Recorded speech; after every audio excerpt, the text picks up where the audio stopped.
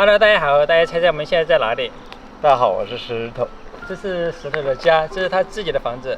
大家都说让我们向石头学习，所以说他们今天就来到了他们这里。我们先看一下你们这个房子吧。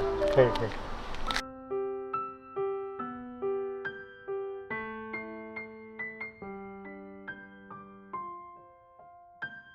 你这个房子看起来好大呀，大概占地面积有多少呢？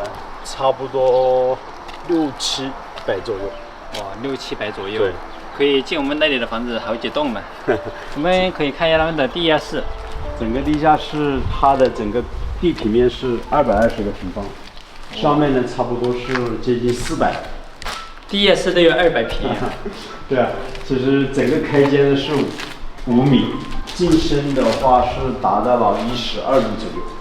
12米的地下室。差不多有1、2、3、4、5间，4、5间。与其说它这个是地下室，其实更像进到楼房。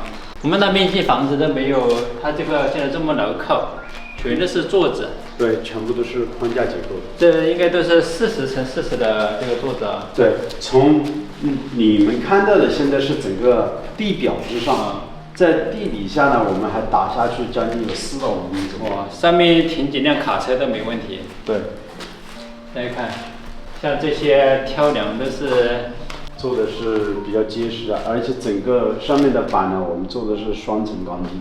哇，不知道的还以为这上面是用来停车的，没想到只是做了一个院子。对，这是整个地下室花费了很多钱，差不多和修一套房子差不多。大概花了多少钱？这个20多万吧。哇，一个地下室就花了20多万。对，可以想象。本来我是只想用10多万来修家里的房子，但是修着修着，整个地下室就花了20多万，然后又把木房子修，前后后花了好几十万在里面。20多万，在我们那边交通条件好的地方，可以建两层楼小别墅了。差不多吧。我看你这个楼梯挺宽的，是几家人共用吗？没有，就我们一家。哦，一家人修这么宽，至少有3米多吧？差不多接近4米了。因为当时我们如果只做一半的话，另外一边会空着，我们就想着干脆全部给它做成楼梯了。如果以后我要想种一些植物啊，一些花草的话，我可以把这旁边砌砖，然后呢回填土。对，可以7排这样子过来。当初有没有想过，直接弄一条路开车上来呀？当时没想，一直没想过要开车开到院坝里面，因为就建了一个地下室，以后我们的车呢就是放在地下室。我看你们这个木房子也是3开间的，但是两边都做了厢房。对，两边厢房是砖结构的，但是呢，我又用了一层木板给它做一个包裹，是砖的结构。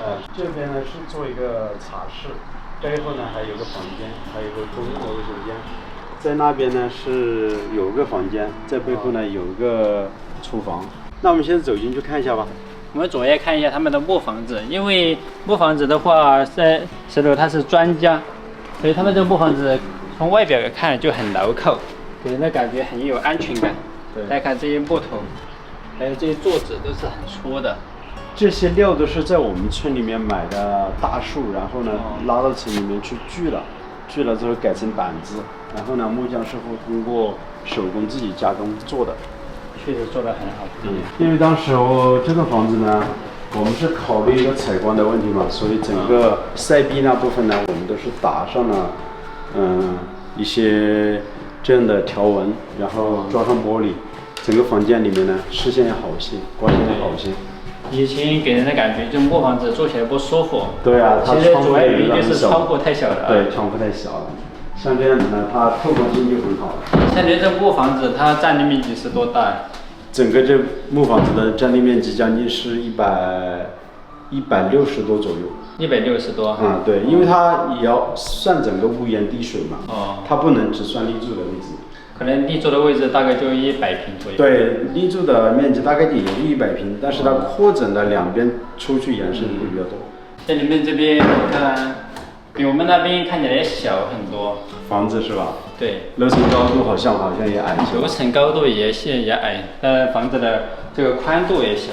对，我们这开间的话是4.5米，这套房子的进深呢是8米，做的是5柱7的房子，就是说一个排扇啊，比如我们现在看到的这个排扇，1、2、3、4，5根立柱，5根立柱就是5柱，然后上面呢，像这些不落地的这些立柱呢，叫做瓜子。对，瓜子都一样的。就是5柱7个瓜子，5根立柱，就是一个排扇。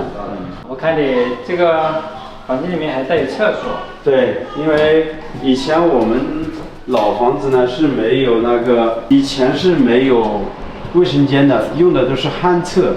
现在呢，我们就考虑人住在里面呢要方便一些，对，所以呢就建了这样的一个卫生间在里面，就在木房子里面，像隐藏式的。以前的房子和现代结合了。对，所以说这样的房子就是说小的，虽然没多大呢。麻雀虽小，但是五脏俱全，功能上功能上还是基本上都齐全的。像这里面也有厕所。对，这里面也是一个独立的卫生间。这相当于一个套房了啊。对，外面呢就是一个稍大一点的房间，到这里面呢就是一个单独的一个卫生间，因为刚好整栋房子呢，我们背后呢是刚好有一点点空间，我们就给它利用出来了。就变成了一个卫生间，也可以看一下。这个跟现在的改造民宿有点相似了，该有的都有了。现在这一间呢，我们是没有做卫生间的。这个房间呢，我们是昨天刚刚装好了床，然后呢，这是一个上海的女孩子，她就说很喜欢我们农村的一些生活，她想过来体验。所以说她这个房间呢，她是租了1年。准备1年的时间都是住在这边的。像住1年的话，大概是多少钱？5000块钱。1年。对。煮饭的话他自己煮，然后呢，我还给他提供了一块地，大概有4、5分地，他自己要在这边种点菜啊，养点鸡啊之类的。就是这一小个房间可能有个10几平吧啊。对，这就是他单独的一个房间，那是活动的一些公共区，他都可以就大厅都可以用。对啊，我们的厨房、茶室啊、大厅都可以用。就相当于这一栋房子都是它的活动空间。对，5000块钱能体验农村的生活。对啊。所以说像这样算下来还是很划算的，因为在大城市生活比较压抑，就可以来这里小住几天，而且1年都是自己的啊。我看你们这房间都不做这个衣柜啊。基本上都没做衣柜，因为木房子它整个进深没多大嘛。如果我们整个做一间的话，那就太占用地方了。我们整个只有3开间，如果做一间的话，一个堂屋加上2边的卧室的话，就只有一栋房子就1、2个房间了。我看你这1楼就只有这3个房间，但是大厅和这里的是留空的。对，这就是一个留空的，这个和这里。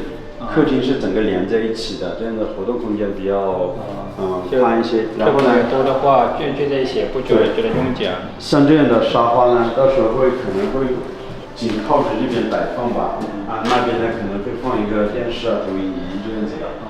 这边是一个我们的厨房，厨房的外面呢风景比较好，是留了一个房间出来。这边就是他们做饭的地方。对，这个应该是现代化的无烟灶啊。这是无烟的柴火灶。平时逢年过节呢，要炒一些鸭子啊、猪脚啊，比较难炖的，我们都是烧柴火。从这边烧柴火，然后呢2口灶。像这种灶它可以烧煤。也可以烧煤。我们的整个烟囱是从这边排出去的。我这里就排出去。我这边排出去，然后到了这边的砖墙，从这里出去。在这里还有下水。这是一个，比如说我们洗锅啊，洗锅的水，直接倒在这边排走就行了。然后呢，柴火灶台背后呢，我们是留了大概这么宽，水管也全部做好，还有包括这个是流水的下水管，这个呢是排插的线，都已经事先准备好。确实，他们这些功能上考虑的很周全。这边呢，就是我当时考虑的，就是这个房间呢比较大，因为靠近窗嘛，睡在床上呢可以看到对面的笔架山，所以我这里留了一个大房间。对，那个山很有特别，很有特点的，像骆驼一样。对，又像骆驼，又像一个马鞍一样。我感觉你这个房间可以完全把它独立出来，就是不要往那里进。到时候可以在这里做个门出去啊。做个门出去。对，就把这个落地窗搞成推拉的这种。像这样可能活动空间好一点。你这个确实也是。对当时我们想的是这样子呢，在这里留一道门，在这里留一道门进来，这个窗户可能就不要了，或者留小点。但是呢，我们那边还有个厢房，就门对门的，在我们农村建房子呢很忌讳的，就不能门对门，所以说这边就没有留门啊。对现在来说都没有事，因为现在商品房都是门对门的。对对，好像也是这样。如果说在这里留门的话，我们就可以在这个院子里面小隔一段，就来做这个房子的一个私人空间，就这个院子在那里隔出来，我可以出去喝茶呀。对，是吧？你说的确实，如果在这边再搭建一个阳光房之类的，反正这个房间就有一个独立的空间了，就不会有人打扰，就不会有人在这里趴在窗户里看啊，是吧？对对对，这个确实当时我没想到，因为这栋房子我们一开始做的时候，确实不是按照民宿的一个规格去做的，一家人就是一家人生活呢要方便一些，生活起居呢更好一些，就是对。这边上去就是2楼了。这个楼梯感觉跟现在的楼房有点相似啊。差不多。你感觉走在上面还比较平稳吗？对，很平稳的。以前我们木房子都是用一个人，就是一个单梯。那不好走。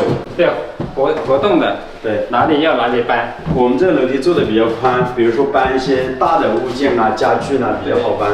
对以前来说，应该没有人做过这种吧？没有，这是我们自己当时2根木架呢，加上我们现场施工，然后呢设计做的一个木楼梯，所有的材料都是从山里面去砍了一些木材过来做的。对，这个做的确实很好，还比较结实。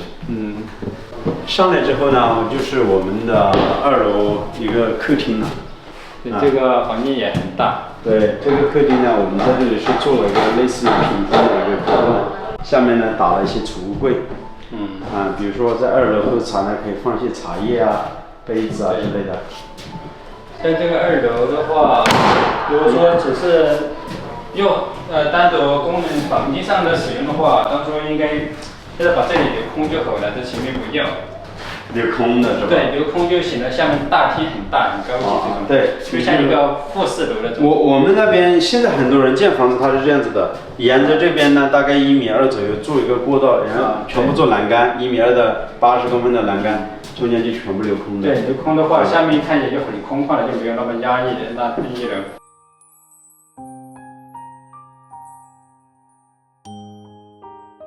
还是很稳的，在上面。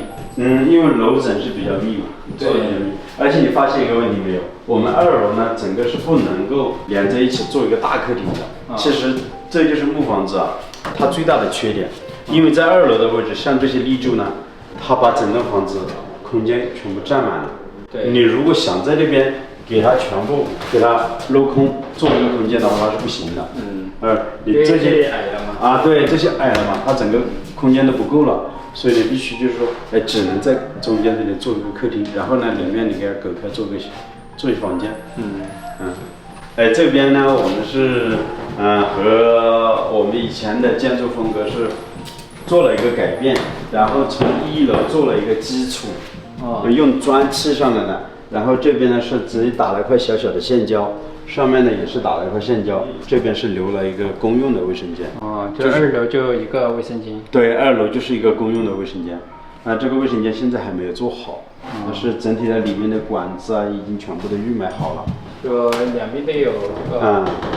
在2楼的话，其实就没有必要买那个床架了，直接放一个床垫就可以了。对啊，类似于就像一个榻榻米的可以。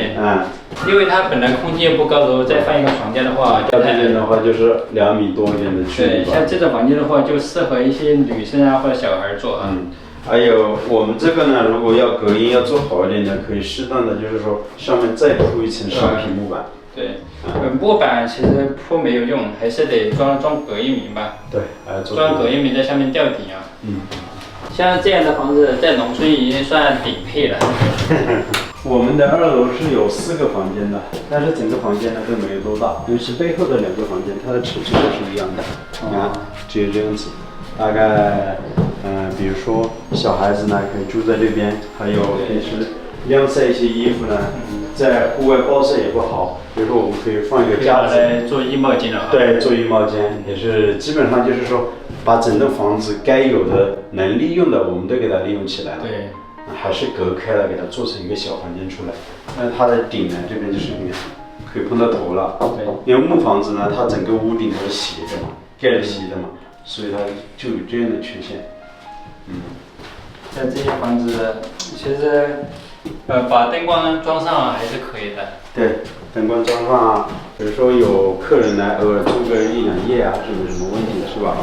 这边呢，以前是一个过道，我是准备留一个门走入那边的，但是呢，后面想了想，我们整个空间太宽了，就不留门了，临时一改动，然后呢，让木匠师傅呢在这边搭建了一个类似于就是柜子，以后呢，棉被啊可以放在这里面。其实这里应该留个门的，因为你这边不是有个厢房嘛，对，就相当于木房子上面又有个露台。但是你看到没有？如果留一道门过去的话，这块房子的话就要全部锯了，把它，而且这个瓜子类全部都给锯了。对啊，所以说考虑了很多，我们主要是可能当初没设计好，不然瓜子可以打高一点嘛。瓜子打高一点。对，反正它顶这都有这么多立柱了，它也不去这个嘛。像去这个影响不大。对，影响不大，就可以往这里，只要人出去不碰头就可以了。对，这个房间呢就稍微大一点。那怎么感觉这里采光更好了？啊，因为这是靠近外面嘛。上2楼呢，你发现没有？我们这边做的电呢就做的比较相对简单一点，这边是做了一个排插。然后中间呢是留了一盏灯的位置，然后这边呢也是一个排插，到时候床头柜是往这边放，这是做的双控的开关，在门那边可以控制，然后呢在床上也可以控制这个开关。但这个房间其实还是建议你在这里开一个门，就是相当于这个外面那个露台就算是这个房间的了，是吧？开一个门过去哦。对，反正房间里面的门不需要它很高嘛，只要自己能出去就行了。你可以，你这个。你看这个房，因为这个上面的房间它很小，活动空间就比较小嘛。当时候就可以把外面利用起来。你看这个可以推开啊，但这里出去不安全。这里不安全。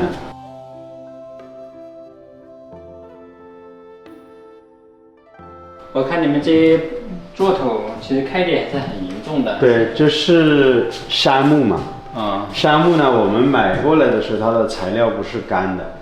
建房子的过程当中呢，它可能建好了之后，经过长时间的这个压力高温嘛，它就裂开了。实际上你看着这么大的一个口子，它对于承重是没有影响的。对承重应该没影响。没有影响的，只是说看起来不好看而已。